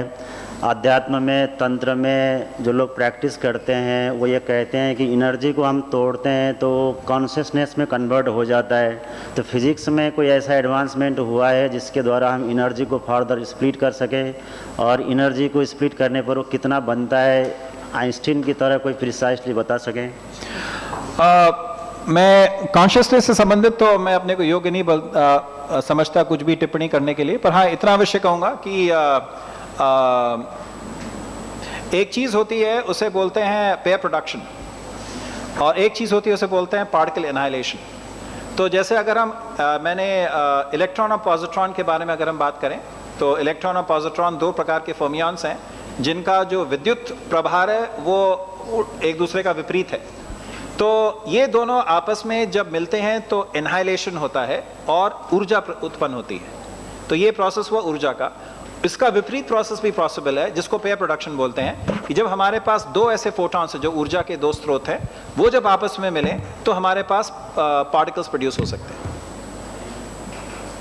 सर आप न्यूक्लियर फिजिक्स से हैं, क्वांटम फिजिक्स आपका स्पेशलाइजेशन का पार्ट है। इन दिनों मानवीय चेतना के अध्ययन में न्यूरो कॉन्शियसनेस और क्वांटम कॉन्शियसनेस को एक बहुत अपडेटेड डायमेंशन माना जाता है। क्या आप क्वांटम कॉन्शियसनेस के बारे में कुछ हमें प्रकाश डाल सकते हैं सर?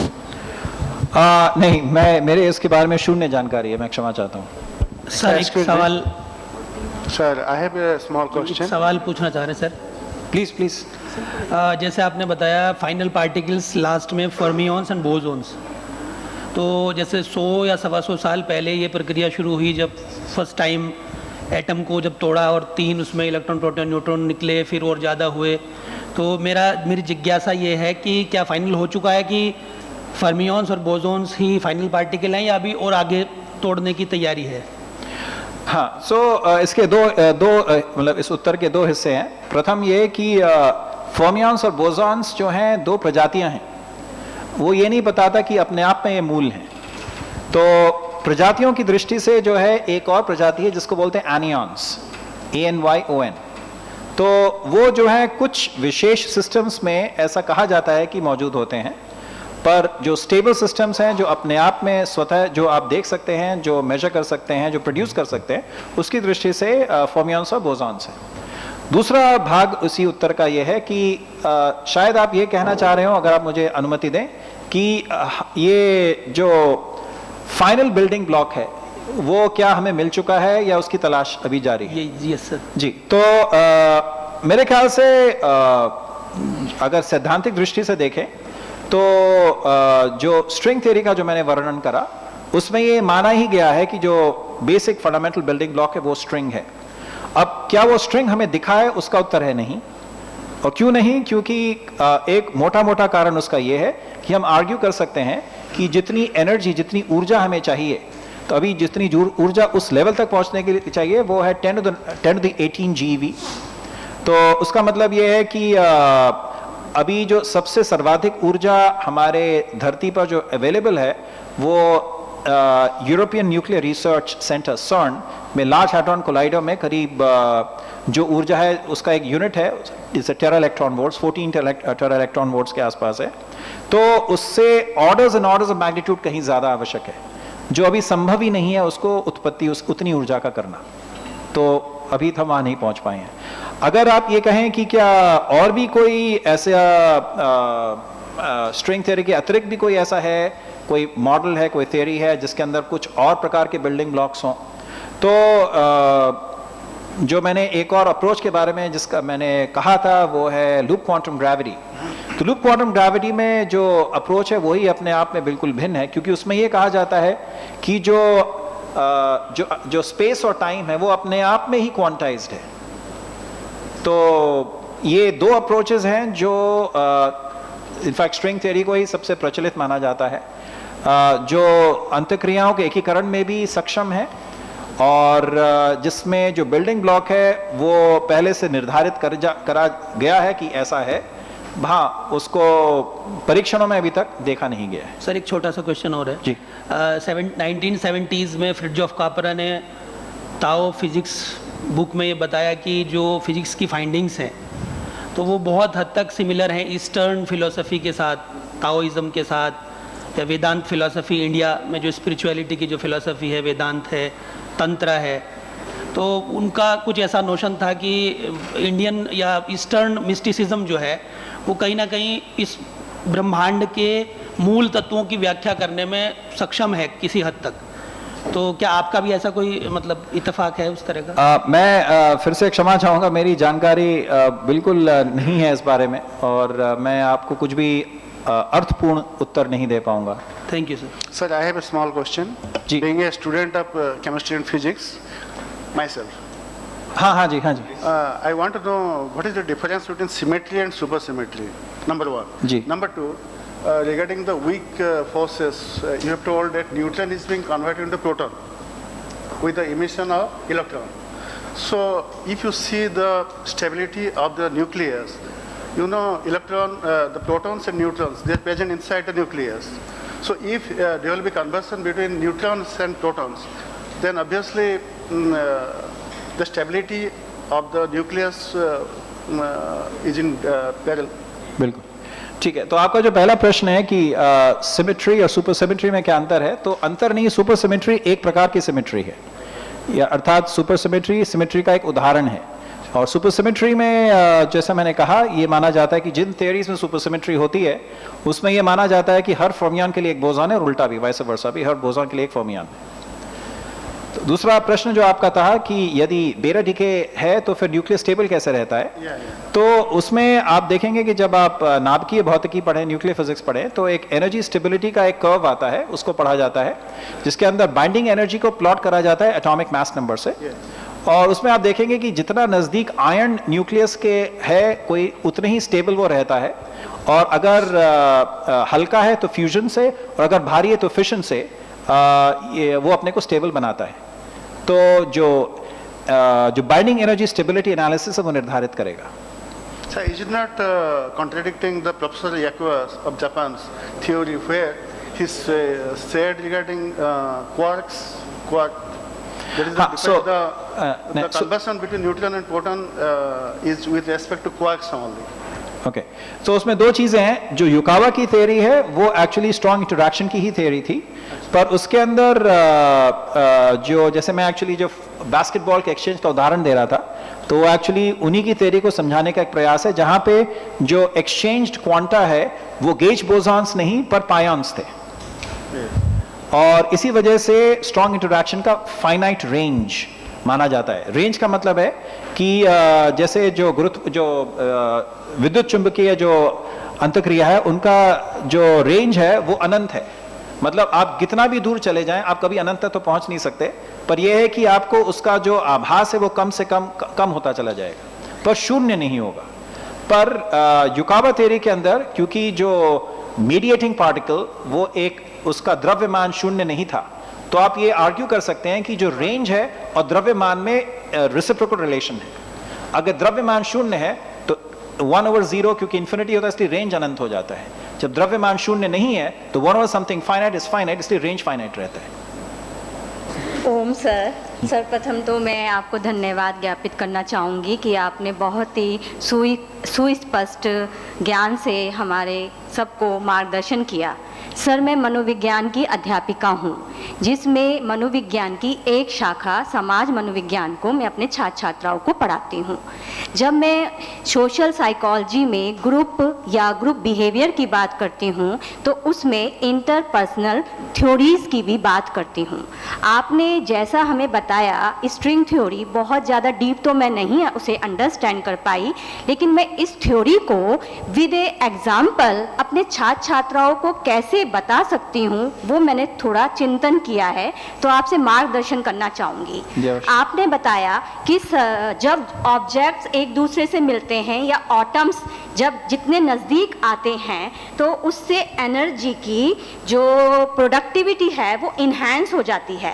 तो इसी प्रकार सर, हम क्या ये मान सकते हैं इस थ्योरी को हम ऐसे एग्जाम्पल लेकर कि जब हमारे अंतः व्यक्तिगत संबंध जितने अच्छे मधुर और उनमें दूरियां कम होती जाती हैं तो उतनी ही कार्यकुशलता या वर्क एफिशिएंसी या वर्क प्रोडक्टिविटी इन्हांस होती है। मैं ये मानना चाहूँगा कि मैंने कभी इस बारे में ऐसा सोचा नहीं, पर जब आप कह रहे हैं तो काफ़ी अच्छा लग रहा है सुनने में। मेरे विचार से मतलब सुनने में सही लग रहा है मुझे।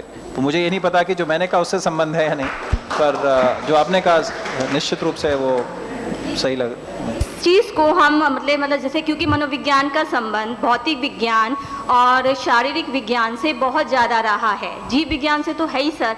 तो हम इस थ्योरी को थोड़ा मतलब और चिंतन करके इसको और समझ के इसके एग्जाम्पल को तो दे ही सकते हैं ना सर? जी जी जी जी, जी यस।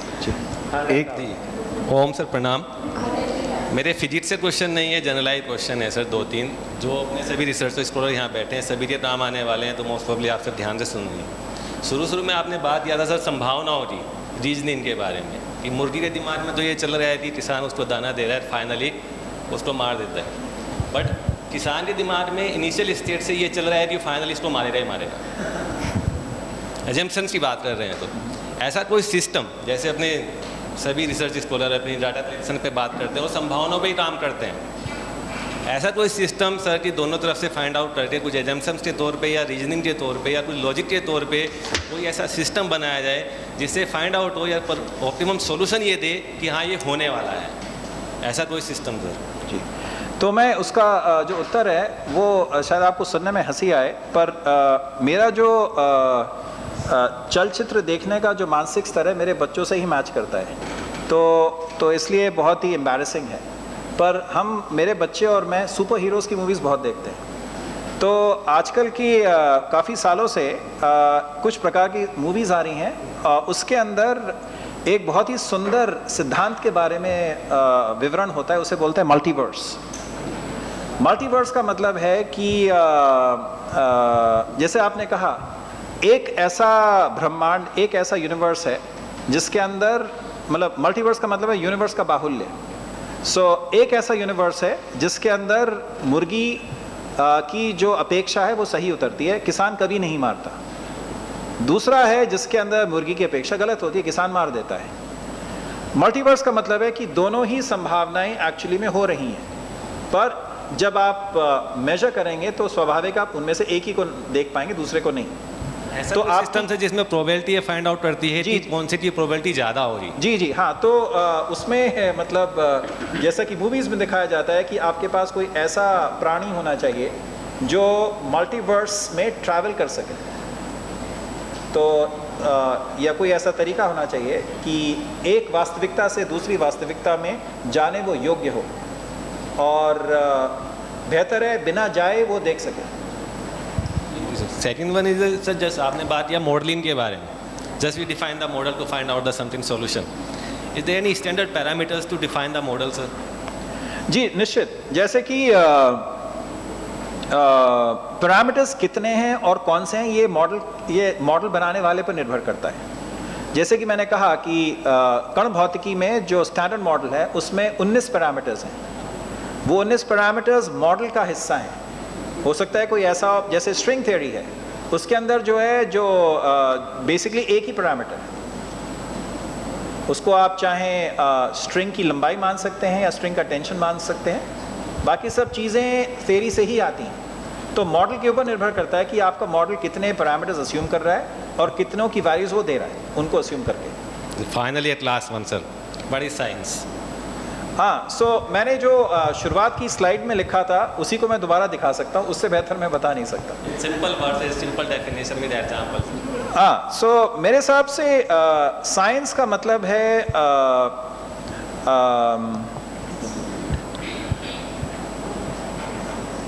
कुछ एक स्थापित ज्ञान, एक सिद्धांतों के आधार पर चिंतन ज्ञान, और उस चिंतन का एक अनभिज्ञ हिस्सा सिद्धांतों के अंदर वृद्धि भी है।